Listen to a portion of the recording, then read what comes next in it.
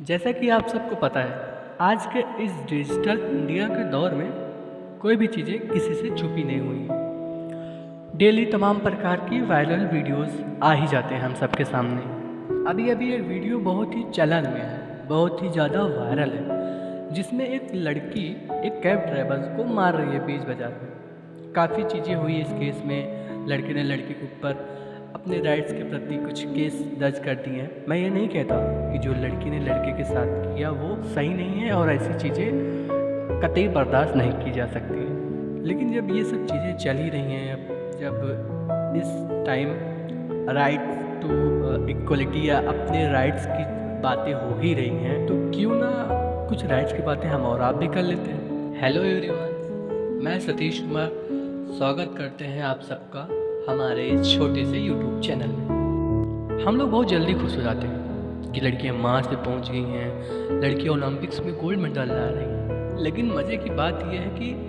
शाम के 6 बजे के बाद लड़कियों का लॉकडाउन लग जाता है, उनका कर्फ्यू लग जाता है उनके ही घर में। नहीं, गवर्नमेंट ने ऐसा कोई रूल नहीं निकाला है कि शाम को 6 बजे के बाद लड़कियों का कर्फ्यू लग जाएगा।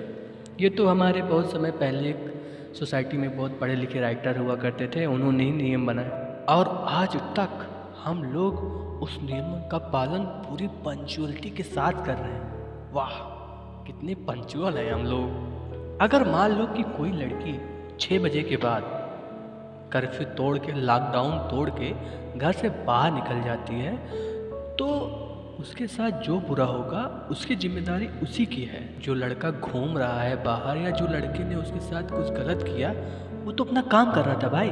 गलती तो उस लड़की की है समाज के हिसाब से कि भाई तुमने 6 बजे के बाद लॉकडाउन क्यों तोड़ा, तुम अपने कर्फ्यू से बाहर क्यों गए। गलती तो लड़के की नहीं है, लड़का बेचारा अपना काम कर रहा था। Right to equality, right to freedom, right against exploitation, सबकी धज्जियाँ उड़ी है। अब थोड़ी सी बात कर लेते हैं राइट टू एजुकेशन। अगर एक माँ बाप को चॉइस दिया जाए कि आपके पास उतने ही पैसे हैं, या तो आप अपने बेटे को पढ़ाएं या अपनी बेटी को, तो वो लोग अपने बेटे को ही पढ़ाएंगे, चाहे बेटी पढ़ने में कितनी ही तेज हो, चाहे उनका बेटा पढ़ने में एकदम गधा हो।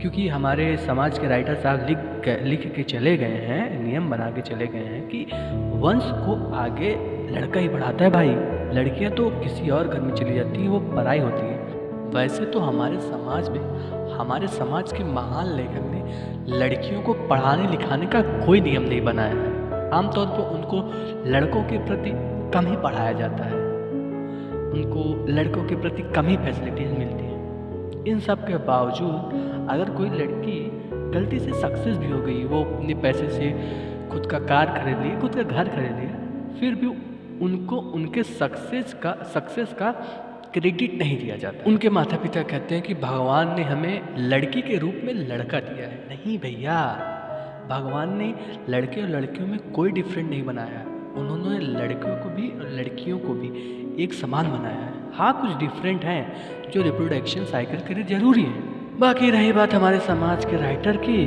तो उन्होंने लिख ही दिया है कि जो हमारी लड़कियां होती हैं वो लड़कों से कमज़ोर होती हैं। अब पास्ट में ही देख लीजिए, उन्हीं लड़कियों को ख्याति मिली है या उन्हीं लड़कियों को स्ट्रॉन्ग दिखाया गया है जो लास्ट में तो शहीद हो जाती हैं या खुद को अग्नि के हवाले कर देती। एग्जाम्पल के तौर पे रानी लक्ष्मीबाई और देवी पद्मावती। क्योंकि हमारे राइटर साहब के हिसाब से लड़कियां जीते जी स्ट्रॉन्ग तो हो नहीं सकती। आज के इस दौर में एक इंसान को सबसे ज़्यादा किस चीज़ की ज़रूरत है, मैं बताता हूँ, पैसों की।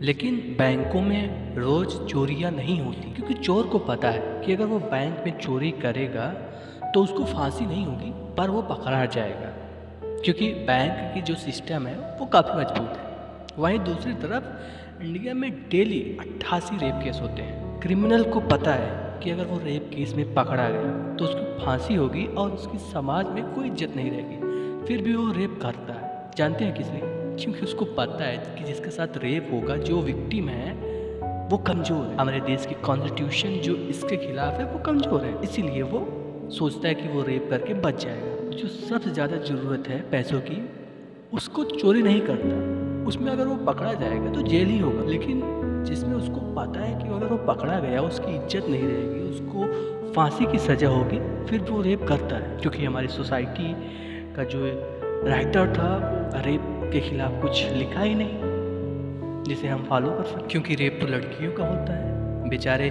लड़कों का नहीं होता है। इसलिए हमारी सोसाइटी के राइटर साहब भूल गए रेप के प्रति कुछ लिखने के लिए, रेप के प्रति कुछ नियम बनाने के लिए। ये जो इतनी बात हुई अभी तक, जितनी भी राइट्स की बात हुई है, ये तो उन लड़कियों की बात है जिनके माता पिता, जिनके पेरेंट्स थोड़ा बहुत पढ़े लिखे हैं। अब चलिए रियल इंडिया की बात कर लेते हैं। अरे भाई नहीं समझे, अरे गाँव की बात कर लेते हैं।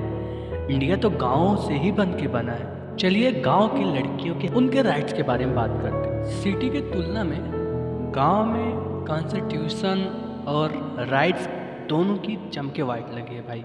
आपको विश्वास नहीं होगा, गांव में लड़कियां 12 साल की होती नहीं है कि उनके पीछे 5 साल का बच्चा लगा दिया जाता है। वो बच्चा कुछ कर नहीं पाएगा। अगर लड़की के साथ कुछ बुरा हो रहा होगा तो लड़का कुछ कर नहीं पाएगा, लेकिन वही लड़का बाद में बड़ा होकर लड़कियों का रक्षक समझेगा, खुद को स्ट्रांग और लड़कियों को कमज़ोर समझेगा। गांव में लड़कों को स्ट्रांग बनाने की प्रतिक्रिया 5 साल से ही शुरू कर दी जाती है। गांव में राइट टू एजुकेशन क्या होता है किसी को नहीं पता। जो लड़कियां पढ़ने में बहुत तेज होती हैं, जिनका पढ़ने में बहुत ज़्यादा इंटरेस्ट होता है, उनको 12th तक पढ़ा दिया जाता है।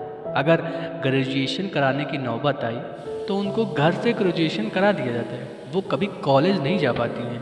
अब थोड़ी सी बात कर लेते हैं राइट टू कंसेंट की, यानी अगर आप किसी के साथ कुछ भी करना चाहते हैं तो सबसे पहले आपको उसकी सहमति की ज़रूरत है।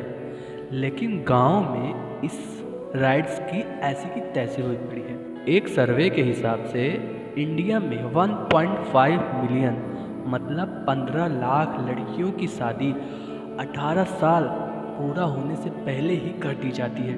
हमारे गांव के समाज में एक नियम बड़ा ही प्रचलित है कि अगर लड़कियां 15-16 साल की हुई तो उनकी शादी कर देनी चाहिए, वरना वो हाथ से निकल जाएंगे। और उनकी शादियां कर भी दी जाती हैं 15-16 साल की उम्र में, वो भी नॉर्मल एज के लड़कों के साथ नहीं। 31-31-30-30 साल के लड़कों के साथ उनकी शादियां कर दी जाती हैं बिना उनके मर्जी को जाने, उनकी मर्जी के खिलाफ। और हम बात कर रहे हैं राइट टू कंसेंट की।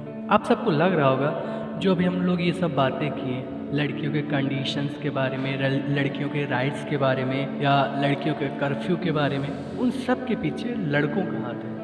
नहीं, ऐसा कुछ भी नहीं है। लड़कों का उसमें 1% भी हाथ नहीं है। हाथ तो हमारे समाज की और हमारे समाज के राइटर्स की है। ताज्जुब की बात यह है कि राइटर आज भी जिंदा है। वो राइटर कोई और नहीं, हम और आप ही हैं।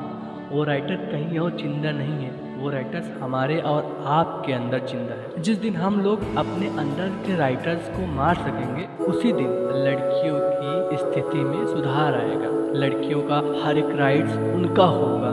बस हमें सिर्फ एक काम करना है, हमें हमारे अंदर के राइटर्स को मारना है। तो बस इसी अच्छे थॉट्स के साथ आपसे विदा लेना चाहते हैं। अगले वीडियो में मिलते हैं। जय हिंद।